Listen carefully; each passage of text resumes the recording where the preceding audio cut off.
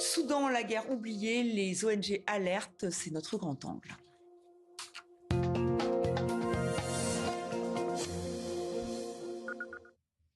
El Fasher, capitale du Darfour Nord, va-t-elle tomber aux mains des forces de soutien rapide, les FSR, qui sont en lutte avec l'armée soudanaise?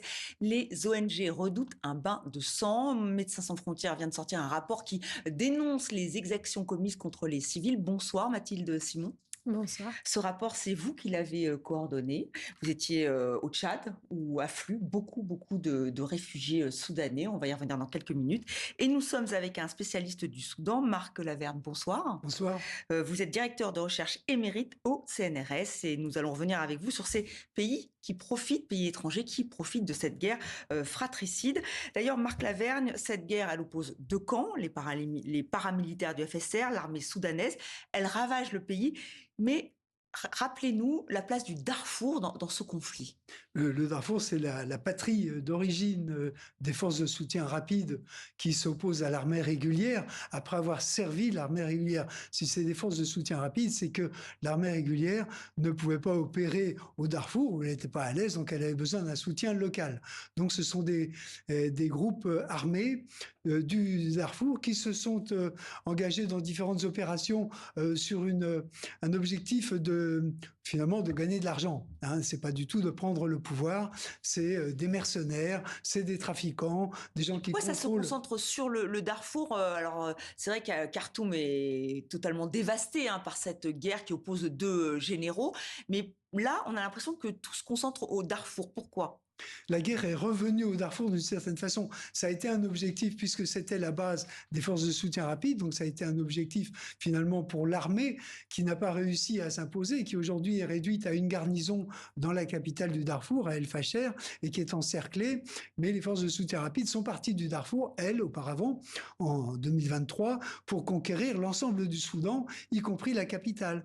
Et comme elles ont échoué, elles ont été obligées de se replier sur le Darfour. Donc le Darfour revient sur le devant de la scène en ce moment, puisque c'est là finalement que la décision ou la lutte finale finalement est décisive, va s'opérer.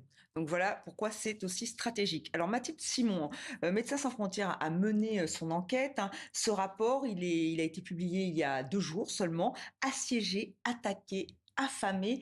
Le titre est sans équivoque. Vous rappelez comment les civils sont vraiment les premières victimes. Je vous propose d'écouter Moussa Mansour Issa, c'est un agriculteur réfugié. Il a fui le camp de Zamzam au Darfour et il a traversé la frontière vers le Tchad le 11 juin. Seul Dieu peut comprendre l'enfer que nous avons traversé pour échapper à Zamzam. Ce furent des moments très difficiles. Nous avons dû nous cacher pendant 3 jours à cause des combats intenses et de la guerre tout autour de nous. Les gens au Tchad nous ont accueillis, mais nous faisons face à de nombreuses difficultés. Nous n'avons pas de nourriture, sauf celle qu'ils nous donnent. Mathilde Simon, là, ces témoignages, ils sont presque édulcorés au vu de tous les témoignages que MSF a recueillis. Oui, c'est vrai que nous, on a recueilli plus de 80 témoignages, à la fois au nord Darfour et à l'est du Tchad, de personnes qui avaient fui Zamzam et El Fasher au cours de l'année dernière. Et ce que ces témoignages disent, dans un premier temps, c'est que les civils, comme vous le mentionniez, étaient les premières victimes de l'intensification du conflit qui date de la mi-mai dans la ville d'El Fasher. Il y a eu beaucoup de bombardements de structures, d'infrastructures civiles, médicales. Nous, on a eu plus de 2000 personnes qui ont été reçues à l'hôpital saoudi à El Fasher en moins de 2 mois. Mais ce que les témoignages disent aussi, c'est que les forces de soutien rapide ont délibérément ciblé les non-arabes et notamment les Arawa à travers des opérations terrestres qui incluaient des pillages, des viols massifs et aussi... Il y a des témoignages terribles où les femmes disent qu'elles ont été violées devant tout le monde, comme des exemples en fait. Exactement, et ça arrivait alors à la fois pour les femmes qui essayaient de sortir du camp avant l'attaque mi-avril sur le camp de Zamzam et qui allaient chercher du bois. Ça nous a aussi été rapporté pendant l'attaque et aussi beaucoup sur le trajet en fuyant justement le camp de Zamzam. Alors vous parlez de ciblage ethnique. Marc Lavergne, est-ce que vous parlez de ciblage ethnique ou de nettoyage ethnique, comme le disent d'autres ONG, je pense à Amnesty International ou Human Rights Watch? Il y a les deux choses, hein. Le réchauffement climatique dans cette région désertique impacte les nomades qui cherchent à prendre la terre des paysans. Donc ça, c'est du nettoyage ethnique. Après, il y a aussi des massacres qui sont simplement pour effectivement chasser la population d'une manière générale, mais aussi on peut qualifier l'ensemble de ces massacres de différentes manières. Mais Hein. pour comprendre, là, ce sont des communautés non arabes qui sont ciblées. Donc, pourquoi? Parce qu'elles ont des terres, parce qu'elles sont non arabes? Ça dépend lequel. On vient de parler des Araouas. Bon, les Araouas sont un peuple aussi de nomades au départ, mais ils sont ciblés parce qu'ils sont dans l'opposition. Ils ont des partis politiques, ils ont de l'armement, ils ont des groupes qui les soutiennent, donc ils s'opposent. Mais c'est pas tellement un clivage ethnique. Eux, leur objectif était de prendre le pouvoir à Khartoum carrément. Hein. Les Araouas sont à cheval sur le Tchad et le Soudan. Le président du Tchad est d'ailleurs lui-même un Zaraoua. Donc c'est un peuple qui est assez puissant, qui a une volonté de puissance, qui est armé et qui était sinon nomade, du moins colporteur. Ils avaient des animaux et puis maintenant ils se sont devenus de grands commerçants, de grands brasseurs d'affaires, je dirais. Et il y a sur place une milice qui est organisée par ces gens-là. Alors, les FSA, est-ce qu'elles sont les héritières des milices Janjaweed à la réputation, sinistre réputation, ou est-ce que le raccourci est trop rapide?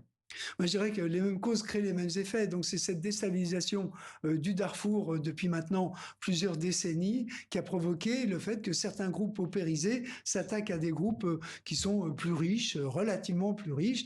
Mais c'est pas tout à fait les mêmes puisque au départ, avec les Janjaouides, c'était des groupes arabes du nord du Darfour qui se sont alliés à d'autres groupes qui étaient intéressés aussi parce qu'ils étaient paupérisés et déstabilisés. Donc, ils ont attaqué des groupes qui étaient non arabes et ils les ont qualifiés de zolga, de bleu, c'est-à-dire de noir, ce qui est assez dérisoire parce que tout le monde est à peu près de la même couleur. Et le Darfour est un sultanat qui existe depuis des siècles et qui était dominé par les Fours qui ne sont pas des Arabes. Hein. Et il y a donc de grands peuples non arabes, plutôt paysans, qui sont attaqués aujourd'hui par des nomades et par un nouveau groupe qui sont les Rizaïgat avec Hemeti, ce chef de guerre en quelque sorte, qui rassemble autour de lui finalement tous les gens qui veulent bien, tous les gens qui sont démunis, déstabilisés, des jeunes pour faire fortune relativement comme mercenaires, comme trafiquants, comme j'ai dit. En étant auprès de ces forces paramilitaires. Mathilde Simon, que vous ont dit alors vous nous avez parlé des exactions commises contre les femmes. Là, c'est vrai qu'on a beaucoup de différentes communautés qu'est-ce qu'elles vous racontent? Alors, ce qui nous a été rapporté, c'est en fait, les localités qui ont été attaquées dans la région dont on parle, El Fasher, Autour et Zamzam, c'était soit des villages, soit des quartiers d'El Fasher qui étaient connus où les communautés non arabes vivaient, notamment les Araouas. On nous a aussi parlé du fait qu'en essayant de fuir, les forces de soutien rapide demandaient systématiquement quelle était l'ethnie et que, en fonction de la réponse, on pouvait être tué. Et qu'est-ce qu'il fallait surtout pas répondre? Zahrawa.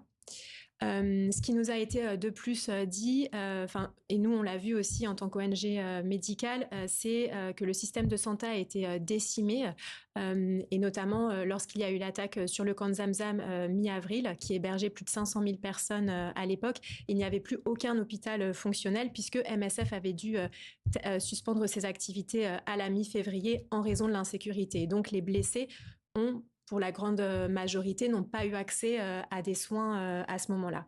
Et la population a de plus été privée d'accès à l'eau et d'accès à la nourriture, notamment avec le siège sur El Fasher par les forces de soutien rapide qui dure maintenant depuis plus d'un an et qui a été encore plus resserré depuis 1 ou 2 mois. Donc vous lancez l'alerte, mais est-ce que vous avez l'impression qu'on vous écoute? Même le patron de l'ONU s'est inquiété de l'arme de la faim.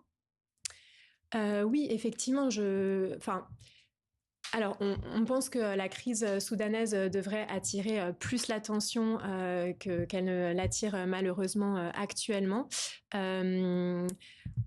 Voilà, on sait qu'il y a aussi eu cette annonce de cessez-le-feu pendant une semaine sur El Fasher, mais que les forces de soutien rapide n'ont pas. Et nous, ce qu'on attend, en fait, ce qu'on demande, déjà, on pense que c'est un pas important, mais qui n'est absolument pas suffisant pour la population de El Fasher. Et on demande à ce que les gouvernements, les États membres usent de leur marge de manœuvre exactement pour que le siège d'El Fasher soit levé et qu'il y ait aussi que la résolution qui avait été votée il y a plus d'1 an au Conseil de sécurité soit effectivement appliquée. Marc Laverne, justement sur les pays étrangers, l'influence Africa Intelligence, donc cette lettre qui est consacrée au continent africain, revient sur l'ingérence d'Abu Dhabi dans ce conflit, explique qu'il y aurait un pont aérien pour approvisionner les FSR en armement, en paramilitaire. Vous nous le confirmez, c'est un point important pour les Émirats, les Émiratis de prendre possession de cette région. Oui, c'est quelque chose qui a été avéré dès le début de la guerre. C'est l'importance, on dit Abu Dhabi parce que c'est la capitale des Émirats, mais en réalité c'est Dubaï qui est intéressé parce que Dubaï est le centre du commerce de l'or au niveau mondial. Or, il y a beaucoup d'or. Le Darfour s'est avéré être couvert d'or, si je puis dire, et l'ensemble du Soudan aussi, mais enfin c'est surtout au Darfour qu'il y a eu des ruées vers l'or qui ont fait la fortune des forces de soutien rapide, qui se sont imposés sur les chantiers aurifères pour contrôler les orpailleurs et pour récupérer l'or et l'expédier eux-mêmes à Dubaï. Et en échange, il y a effectivement ces convois aériens qui débarquent au Tchad, qui passent par le Somaliland. Enfin, il y a vraiment un cordon ombilical aérien de matériel militaire qui vient des Émirats. Et c'est un peu surprenant en réalité parce que personne ne s'offusque de ça. Oui, justement, qui pourrait agir? Est-ce que les États-Unis, est-ce qu'ils ont parce que les États-Unis ont quand même pris des sanctions, mais contre le gouvernement de Khartoum. Est-ce que on ferme les yeux parce que les Émirats, vous savez qu'il y a une base française aux Émirats, que c'est un objet géopolitique très important.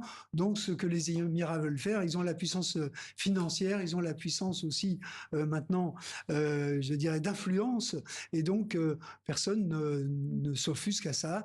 Et il y a un aérodrome au Tchad, qui est l'aérodrome privé du président tchadien, qui accueille les avions, les convois aériens qui viennent des Émirats arabes unis, de Dubaï en particulier. Donc, ce qui expliquerait que personne ne tape du poing sur la table, puisqu'on laisse faire, selon vous. Merci infiniment d'être venu sur le plateau de 64 minutes pour nous expliquer effectivement ce qui se passe en ce moment au Soudan, et on a bien compris que l'ingérence étrangère était importante et pouvait expliquer ce laisser-faire. Merci à vous deux.